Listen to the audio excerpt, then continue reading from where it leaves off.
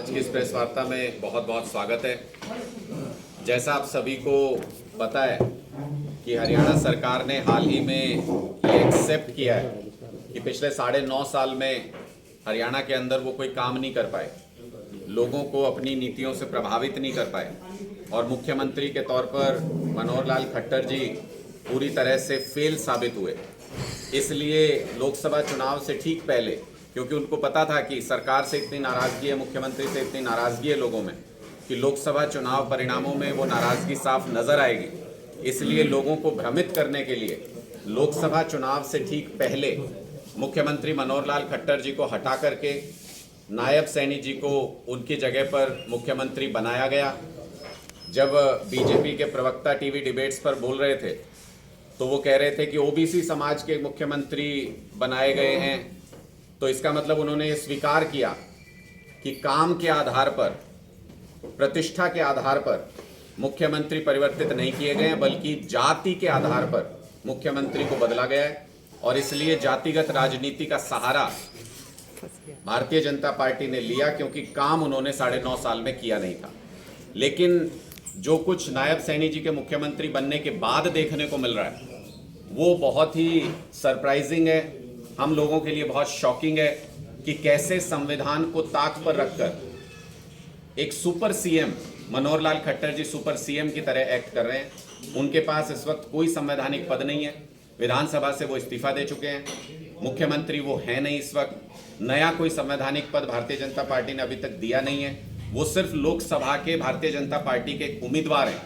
लेकिन कल जब एक पट्टिका का उद्घाटन किया जा रहा था, जब एक कार्यक्रम में उद्घाटन किया जा रहा था, तो उसमें ये लिखा हुआ था कि पूर्व मुख्यमंत्री मनोहर लाल खट्टर जी की मौजूदगी में, ऊपर पूर्व मुख्यमंत्री मनोहर लाल खट्टर जी का नाम था और उसके नीचे हरियाणा के मौजूदा मुख्यमंत्री नायब सैनी जी का नाम था, जो मुझे लगता है कि मुख्यमंत्री पद के साथ साथ किसी व्यक्ति विशेष का भी अपमान था। सुपर सीएम बनकर के रबड़ स्टैंप सीएम बनाने की कोशिश नायब सैनी जी को की जा रही है। मुझे लगता है कि ये एक वर्ग विशेष का अपमान भी है, ये एक संवैधानिक पद का अपमान भी है और Bharatiya Janata party remote control से हरियाणा का पूरी सत्ता और पूरी सरकार चलाना चाहती है, जो बेहद आपत्तिजनक है। इस पर भारतीय जनता पार्टी को स्थिति स्पष्ट करनी चाहिए कि मनोहर लाल खट्टर जी किस हैसियत से उनका नाम उस पट्टिका के ऊपर लिखा हुआ था, मुख्यमंत्री के ऊपर लिखा हुआ था, मुख्यमंत्री के ऊपर सुपर सीएम की तरह कैसे बिहेव कर रहे हैं किसी संवैधानिक पद पर ना होते हुए भी। इस पर भारतीय जनता पार्टी को अपनी स्थिति स्पष्ट करनी चाहिए। उसके बाद जो दूसरी तस्वीर देखने को मिली कल ही, जिसका बखान सोशल मीडिया पर मौजूदा मुख्यमंत्री भी कर रहे हैं और पूर्व मुख्यमंत्री भी कर रहे हैं, इजराइल जाने वाले कुछ बच्चों से मुलाकात की, उसमें भी दोनों लोग मौजूद थे। मुझे नहीं पता कि नायब सैनी जी मुख्यमंत्री के तौर पर अगर उन बच्चों से मिल रहे थे जिनको हरियाणा सरकार की किसी योजना के तहत इजराइल भेजा जा रहा है, तो समझ में आता है। लेकिन मनोहर लाल खट्टर जी विशेष अतिथि के रूप में उस मीटिंग के अंदर कैसे मौजूद थे वो मुझे तो समझ आया नहीं। लोगों को ज़रूर समझना चाहिए, हरियाणा के लोगों को, कि ये क्या हो रहा है।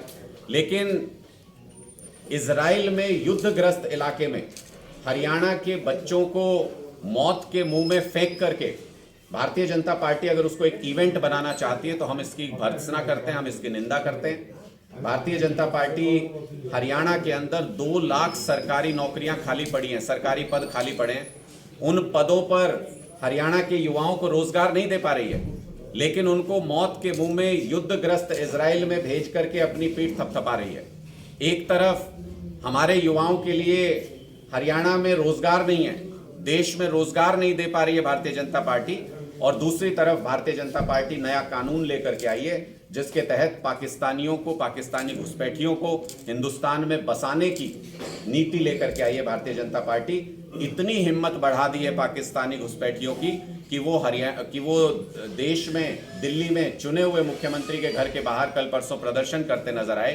पाकिस्तानी घुसपैठिए दिल्ली में खुलेआम प्रदर्शन और हुड़दंग कर सकते हैं, लेकिन भारत देश के, हरियाणा के, पंजाब के किसान अगर दिल्ली जाकर के एमएसपी की मांग करना चाहें तो वो नहीं जा सकते हैं। ये भारतीय जनता पार्टी की सरकार की नई नीति है जिसमें पाकिस्तान के प्रति उनका प्यार नजर आ रहा है और जिसमें हमारे युवाओं के प्रति, हमारे किसानों के प्रति उनकी नफरत नजर आ रही है कि हमारे युवाओं को देश में रोजगार नहीं, और जो लाखों करोड़ों पाकिस्तानी और बांग्लादेशियों को भारतीय जनता पार्टी देश में बसाएगी, तो मैं ये पूछना चाहता हूं कि उनको रोजगार कहां से देंगे, उनकी रोजी रोटी का जुगाड़ कहां से करेंगे, उनके घरों का जुगाड़ कहां से करेंगे, क्योंकि अपने लोगों को तो दे नहीं पा रहे हैं।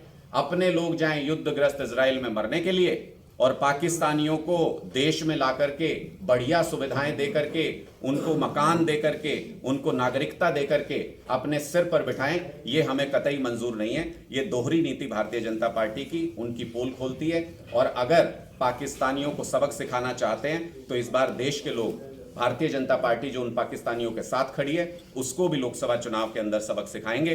10-0 से हरा करके भारतीय जनता पार्टी को हरियाणा से भेजेंगे। आज सभी उम्मीदवार उतारा है मैदान में कुरुक्षेत्र में। देखिए, मुझे तो लगता है कि जब हम कुरुक्षेत्र का युद्ध लड़ने के लिए आ रहे थे तो हमको मालूम था कि ये धर्म युद्ध है, और कुरुक्षेत्र में कैसे कैसे चक्रव्यूह रचे गए उसका आप सबको पता है। तो इसका एक, जब हमने कुरुक्षेत्र सीट चुनी और यहाँ से अपने उम्मीदवार खड़े किए, उसका एक ऐतिहासिक महत्व भी है।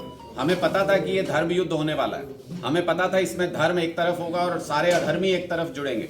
तो इसलिए मुझे इसमें कोई संदेह नहीं है कि भारतीय जनता पार्टी के कार्ड्स के जरिए अलग अलग सिंबल लेकर के बहुत सारे कैंडिडेट्स चुनाव मैदान में आएंगे।